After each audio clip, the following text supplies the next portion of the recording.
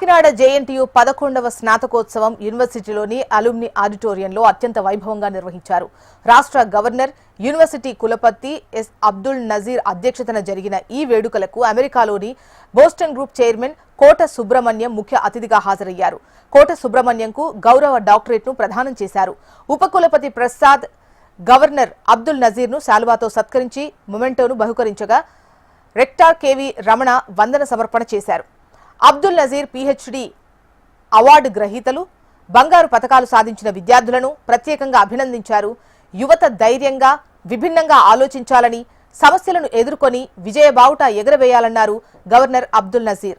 ప్రస్తుతం విశ్వవిద్యాలయాల అన్వేషణ, పరిశోధన, తాత్విక ఆలోచనలతో సాంకేతికతను ముందుకు తీసుకెళ్లాలన్నారు. క్వాంటమ్ మిషన్ వల్ల 2026 కల్లా ఉద్యోగ, ఉపాధి అవకాశాలు మెరుగుపడతాయన్నారు గవర్నర్ అబ్దుల్ నజీర్.